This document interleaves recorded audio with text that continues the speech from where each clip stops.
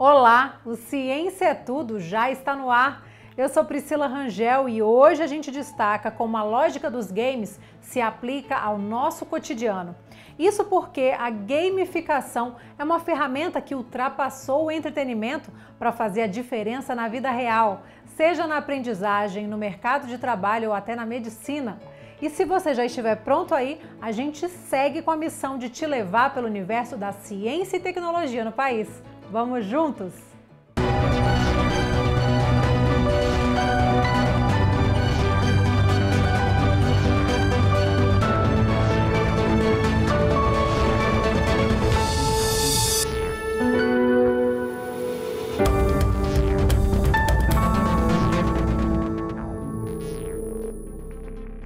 O primeiro jogo de videogame foi criado nos Estados Unidos em 1961, inspirado na ideia de uma guerra no espaço.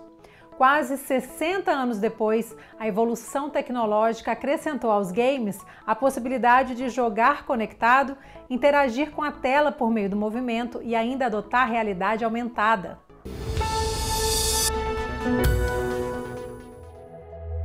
O mundo dos videogames é algo que não para de crescer. Tudo começou com o Space War, o primeiro jogo de videogame da história, desenvolvido no MIT, nos Estados Unidos, em 1961. Os jogadores controlavam naves e podiam atirar mísseis uns contra os outros. O primeiro console comercializado no mundo foi o Magnavox Odyssey, vendido em 1971, com o clássico jogo Pong, que lembrava uma partida de tênis de mesa. Em 1977, chega ao mercado o Atari, jogos de corrida, o famoso Pac-Man e um controle em forma de manche com um botão disparador foi uma revolução no mundo dos games. Depois, em 1985, veio a fase da Nintendo e do Master System. Mais cores, resolução de tela, músicas e até voz digitalizada saindo dos jogos. Chega ao mercado então, no começo da década de 90, o Super Nintendo, o Mega Drive e o Neo Geo. Os games ganham os lares de jovens e adultos em todo o mundo, e a indústria dos jogos se firma como algo milionário. Em 1994, chega às lojas o PlayStation e o Nintendo 64, e o mundo dos games finalmente conquista um universo tridimensional e gráficos que começam a se aproximar do mundo real. A partir daí, os avanços foram em progressão geométrica. Videogames que permitem realidade aumentada, a interação direta entre o usuário e o jogo por meio de movimentos na sala, além de jogos com gráficos quase perfeitos, que permitem que dezenas de pessoas joguem conectadas pela internet. Hoje, a gamificação passou a ser uma forma de usar elementos comuns dos jogos em situações que não se restringem ao entretenimento, facilitando os processos de aprendizado e engajamento das pessoas na escola, nas empresas e até mesmo na psicologia e na medicina. O que acontece quando a lógica dos games ajuda nos processos de aprendizagem ou nas rotinas de trabalho, por exemplo? O engajamento estimulado pela gamificação é cada vez mais valorizado e já está na mira de escolas, empresas e mercado de consumo.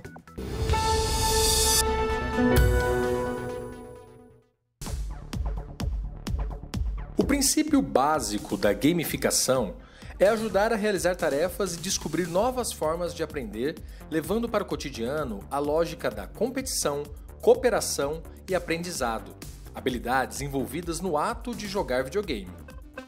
É importante destacar que a gamificação transcende o entretenimento e incorpora uma nova pedagogia diante das ações do dia a dia, a partir de princípios comuns nos jogos, sejam eles eletrônicos ou manuais. Elementos de jogos e os próprios jogos transcendem a área de entretenimento. E ao redor do uso desses elementos, desenvolveu-se não só a pedagogia, mas também a andragogia que diz respeito à aprendizagem de adultos. Eu não diria que existe um único elemento, mas sim que nós vamos nos apropriar daqueles elementos que são os mais adequados para os objetivos que temos em termos de aprendizagem. O mais importante é pensar em qual que é o objetivo. né? Se o seu objetivo contém engajar pessoas, motivar pessoas e transformar comportamentos e potencialmente melhorar capacidades cognitivas, né? A gente pode utilizar a gamificação para isso. Então, para qualquer área, se você estiver pensando em algum desses 4 elementos, você pode utilizar a gamificação para dar um salto nos ganhos. Os pesquisadores dão exemplos de como encontramos a gamificação no nosso cotidiano, seja ele dentro de empresas ou nas escolas e universidades. Quem nunca fez compras com um cartão de crédito para acumular pontos e depois desfrutar de milhas? Quando fazemos isso, estamos escolhendo uma instituição e, consequentemente, beneficiando essa instituição financeira. Então nós temos escolas que utilizam ambientes educacionais gamificados para motivar os seus alunos e engajar para que eles realizem as atividades educacionais de maneira adequada, mesmo em tempos de pandemia, mesmo no mundo virtual, onde atualmente nós somos obrigados a estar. E também em empresas, tem diversas empresas que elas criam um ambiente gamificado para os seus funcionários para que eles consigam trabalhar de maneira ativa para atingir metas, para atingir objetivos, para conseguir subir na carreira. Na natureza humana existe uma certa competitividade e, obviamente, há pessoas que não sabem perder. Por isso, o equilíbrio na utilização dos elementos e a valorização do contexto, combinando essas duas coisas, é fundamental. Se utilizar de maneira inadequada, por exemplo, um ranking, você pode, na verdade, prejudicar ou desfavorecer uma pessoa. Por exemplo, aquelas pessoas que estão lá no fim do ranking, elas podem se sentir incapazes, infelizes e não terem mais vontade de executar uma determinada atividade. Podemos ter alguns outros problemas, como pessoas que podem ficar viciadas com elementos de jogos e não quererem mais trabalhar com ambientes onde os elementos de jogos não existem. Com um futuro cheio de possibilidades, a gamificação passa a ser uma prática cada vez mais presente na maneira de nos relacionarmos com tarefas e práticas da nossa vida afetiva, laboral e para a resolução de grandes problemas mundiais.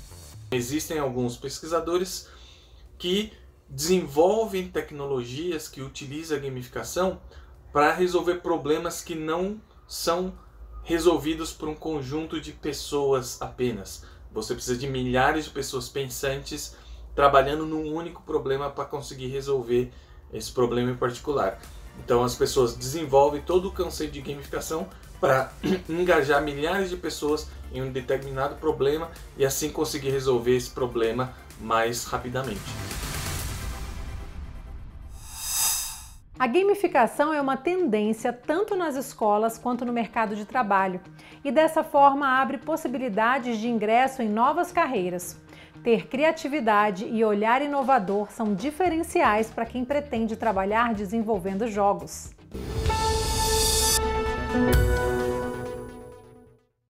Empresas de todos os tipos cada vez mais adotam a dinâmica dos games, seja para aumentar a produtividade ou estimular os empregados. A ideia é engajar os funcionários por meio de desafios e recompensas.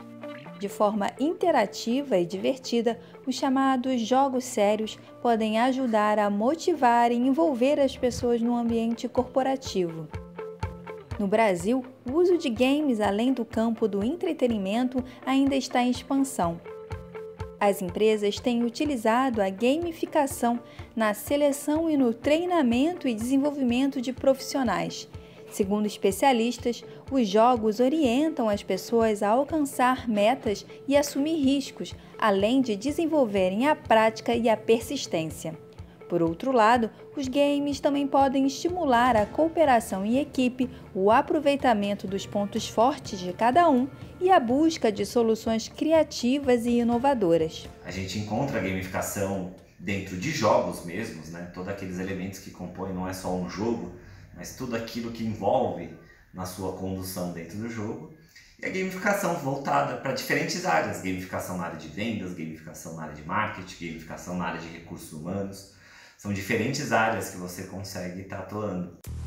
O profissional dessa área pode desenvolver games para diferentes plataformas como celulares e computadores, e o setor precisa de mão de obra qualificada, principalmente no Brasil. O perfil profissional para trabalhar com gamificação é de uma pessoa multidisciplinar, porque fazer uma gamificação envolve diferentes expertises, né?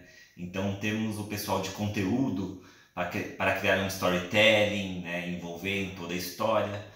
Temos pessoas de game design com toda a técnica, né, de gamificação, os elementos que a gente pode trazer para essa jornada de gamificação.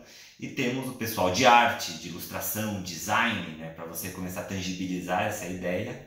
E até o pessoal de tecnologia, né, para programar, para criar.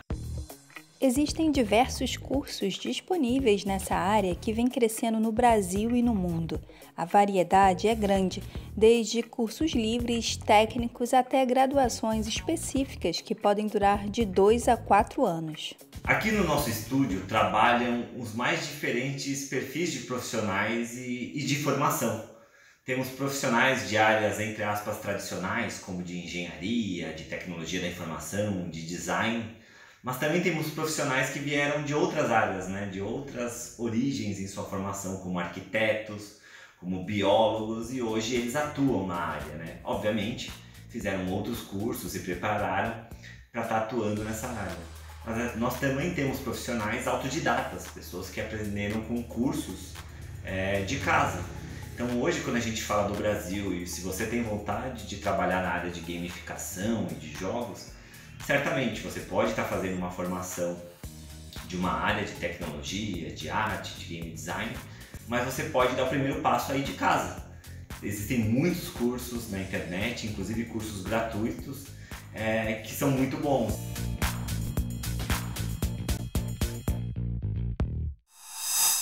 E agora é hora de intervalo no Ciência é Tudo, mais rapidinho a gente volta.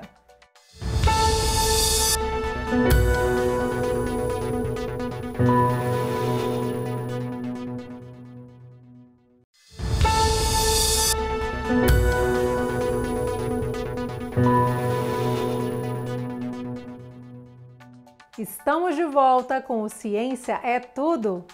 E a facilidade para conseguir internet em alta velocidade e a popularização dos smartphones criaram um cenário ideal para que a experiência de jogar videogame ficasse cada vez mais coletiva. Nesse contexto, o esporte eletrônico ganha espaço e alguns games funcionam como competições esportivas com equipes e regras previamente definidas.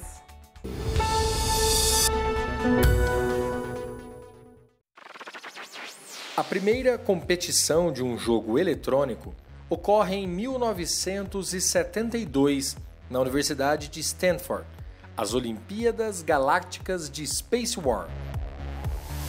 Na última década, os eSports tiveram um crescimento exponencial, especialmente com jogos de tiro em primeira pessoa, FPS, e MOBA, Multiplayer Online Battle Arena. E o Brasil já é considerado uma superpotência nos esportes eletrônicos, tanto no número de espectadores, como também na qualidade de seus atletas. Hoje o Brasil é o terceiro mercado do esporte eletrônico. Nós batemos aí 21 milhões de views de pessoas interessadas no esporte eletrônico, por exemplo, em 2019. Mas em qualidade de atletas ou de praticantes, porque atleta profissional, não no sentido de habilidades, mas no sentido legal da palavra, quer dizer, dentro de um sistema institucional federado, você hoje é de primeira linha. A Confederação Brasileira do Desporto Eletrônico, CBDEL, trabalha pelo reconhecimento, padronização e regulamentação dos eSports, com foco no atleta. E ao contrário do que alguns pensam, os atletas profissionais de esportes eletrônicos também precisam cuidar do seu preparo físico. Quando a gente fala preparo físico, vem desde a parte de alimentação até a parte do bem-estar e preparo físico real, na educação física. Muito se falou disso com os corredores, com os pilotos de Fórmula 1. Acreditava-se que eles não precisavam de espaço de preparo físico, aquilo era só sentar e dirigir um carro. E não. Nós temos o exemplo do Ayrton Senna. Com o apoio da CBDEL, a Paraíba foi o primeiro estado a regulamentar os esportes eletrônicos no Brasil. Entre outras coisas, a lei estadual reconhece os praticantes de esportes como atletas. O objetivo maior da regulamentação do esporte eletrônico no Brasil é buscar posteriormente o seu reconhecimento como modalidade olímpica, né? Que isso já se encontra-se a nível internacional com discussão avançada. Para Paulo Chaves, a regulamentação dos esportes eletrônicos no Brasil vai trazer muitos benefícios, como a possibilidade de isenção de impostos na compra de equipamentos e a utilização da lei de incentivo ao esporte. Isso vai trazer benefício a todo mundo, inclusive desenvolvedoras que criam jogos, certo? A investidores, vai trazer mais solidez ao investidor, ele vai poder patrocinar um time, um clube de esporte eletrônico por via da lei de incentivo ao esporte. A UESCO, Consórcio Mundial de eSport, tem o papel de promover o esporte eletrônico globalmente, buscando trazer seus valores educacionais, humanitários e culturais.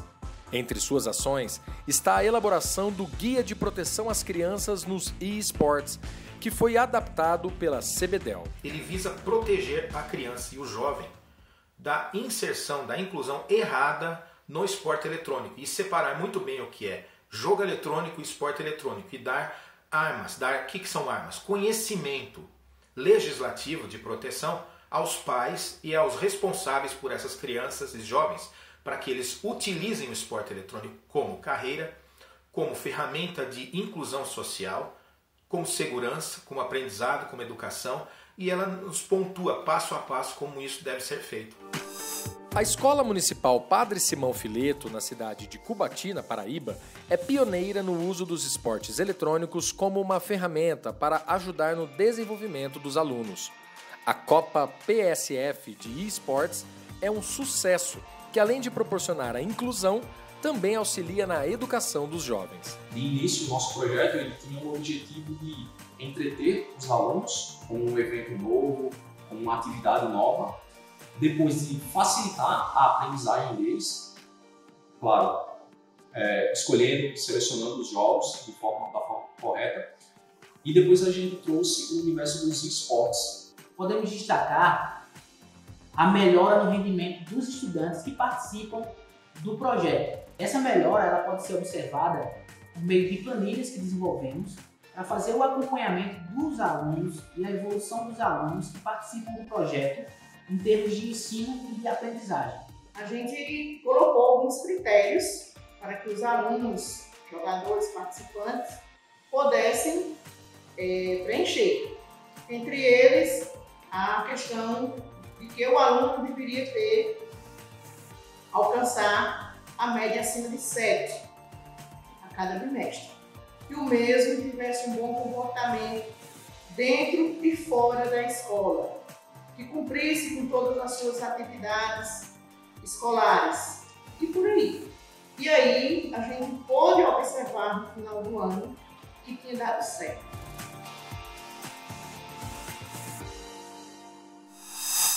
O processo de aprendizagem não pode se restringir à sala de aula, e a tecnologia tem papel importante na criação de metodologias inovadoras. Na tentativa de aprimorar o ensino e torná-lo cada vez mais dinâmico, interativo e desafiador, algumas ferramentas tecnológicas se destacam, como é o caso da gamificação. Pois é, para falar ainda sobre esse assunto, gamificação, eu converso agora com o Thiago Eugênio, ele que é o autor do livro Aula em Jogo, Descomplicando a Gamificação para Educadores. Thiago, bem-vindo ao Ciência Tudo, tudo jóia? Tudo jóia, Karina, e você? Tudo bem, melhor agora, entendendo um pouco mais desse assunto, você que já está à frente disso, eu quero que você... Vamos conversar, vamos falar primeiro sobre a gamificação na aprendizagem, né? No sistema de ensino, como é que isso tem se dado, uma vez que a educação ela tá para muito além daquilo que acontece na sala de aula, não é mesmo? Perfeito, Karina. Eu acho que o primeiro momento, a primeira coisa é a gente entender o que é gamificação. A gamificação, na verdade, é o uso dos elementos, do pensamento e da estética dos jogos aplicado em um contexto que não é um jogo. No caso, a sala de aula não é um jogo. Então, veja, gamificação não é utilizar um jogo pronto em sala de aula, mas sim utilizar alguns elementos. Quais elementos? Quando você olha para um jogo, o que ele tem? Ele tem regras. Por exemplo, num jogo de tabuleiro ele tem dados, ele tem uma roleta, ele tem o elemento de sorte, ele tem fases, tem níveis, cada vez que você completa uma fase tem pontos, tem os desafios. Então a ideia da gamificação, principalmente aplicada ao contexto da educação, é como a gente pode fazer o transporte desses elementos dos jogos para dentro da sala de aula. Legal. Thiago, me diz uma coisa, você acha que as pessoas hoje elas têm muita resistência para entender essa nova dinâmica, porque a tecnologia está aí, tá tudo mudando a todo tempo, a gente vê que é o próprio ensino e as pessoas, a gente tem que correr atrás para estar por dentro dessas novidades. Como é que você vê o uso hoje da gamificação, a aceitação dele, como é que está esse processo?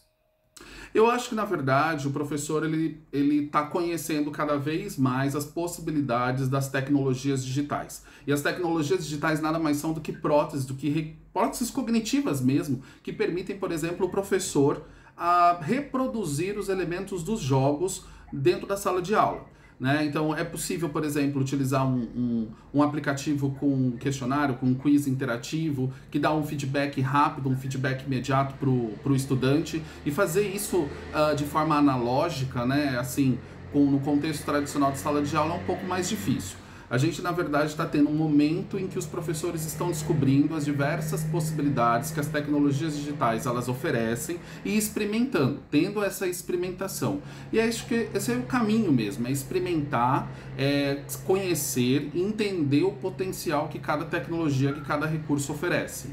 E sobre isso eu quero trazer uma outra questão, que é o fato das crianças estarem, adolescentes, estudando dentro de casa, né? O quanto a gamificação e essas novas tecnologias, elas podem facilitar nesse momento, sobretudo, que a gente está vivendo. Karine, eu acho que é fundamental, mesmo porque se a gente não tem elementos de motivação, né? A gente não tem uma interatividade, só o professor fica falando, o aluno ele se cansa rapidamente, o professor se cansa rapidamente também. Então é muito importante o professor ele mesclar diferentes estratégias. E dentro do contexto de educação, a gamificação é mais uma estratégia. Sem dúvida, essa pode-se dizer que esse é o futuro da educação no mundo, essa nova realidade? Com certeza, eu acho que o coronavírus é um acelerador de futuro e ele veio justamente para mostrar que a educação do futuro ela é híbrida. Ela vai ter momentos, sim, presenciais, mas vai ter momentos também online. Então a educação, e isso questiona o modelo tradicional de sala de aula, né? Para aprender a gente não precisa estar numa sala com carteiras, com cadeiras, com um quadro branco na frente. A gente aprende em qualquer lugar, em todo momento, e com o uso da internet, dos dispositivos móveis, a gente está vivendo isso na prática. Em casa, a gente está vivendo isso a todo momento, a gente está construindo novos conhecimentos, compartilhando, a gente está aprendendo em todos os lugares. E o uso da tecnologia, ela permite justamente isso. Ela permite desconstruir esse formato tradicional de sala de aula e ampliar. O mundo como um todo se transforma na nossa sala de aula. Thiago, saindo um pouco da questão da sala de aula, do aprendizado, e entrando também na questão da saúde, dos processos terapêuticos, a gamificação também hoje se faz presente nesse meio. Muito presente, é muito importante quando a gente pensa na questão terapêutica, né? Inclusive eu trabalho muito com isso agora, a gente está com uma plataforma voltada para psicopedagogos, para neuropsicopedagogos, que utiliza todo um storytelling, toda uma narrativa como os personagens, os neurons, que são esses personagens aqui, ó, né? E eles têm os formatos analógicos e físicos, mas eles também têm, a criança consegue se comunicar com ele por meio dos jogos, de interfaces de telas, né, enfim, digitais. Então, a gente utiliza muito os jogos e a gente utiliza muito a gamificação para motivar essas crianças a cumprirem um objetivo. No caso, cumprirem as tarefas que o profissional clínico propõe a essa criança, né? Então a gente tem um conjunto de jogos e um conjunto de atividades que foram desenhadas especificamente para estimular as funções executivas dessas crianças. Então a gente tem jogo que trabalha planejamento, jogo que trabalha a parte de consciência fonológica, jogos que trabalham a parte de planejamento, a parte de leitura, de escrita, de alfabetização. Os jogos são super interessantes para trabalhar nesses contextos, tanto no educacional quanto na parte clínica. Você acha que tudo isso, a gamificação, ela muda a visão que as pessoas têm dos jogos? Porque a gente fala muito dos jogos online, a gente sabe, como você falou, que isso não é você utilizar esses jogos, você usa elementos desses jogos, mas você acha que essa visão, ela acaba sendo modificada? Com certeza.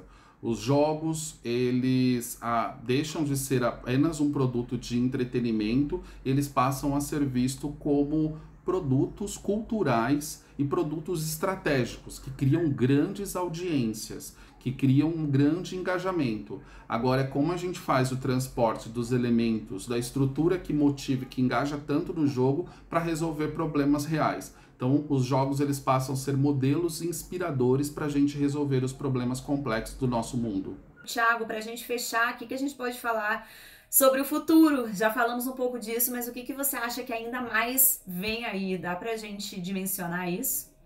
Eu acho que vem, assim, com muita força as interfaces digitais e elas se misturando cada vez mais na nossa realidade.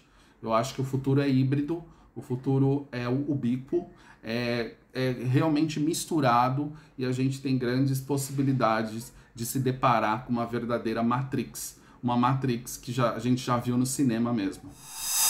E o episódio de hoje fica por aqui, mas semana que vem a gente continua essa jornada do conhecimento. Eu sou Priscila Rangel e desejo a você uma ótima semana. Tchauzinho!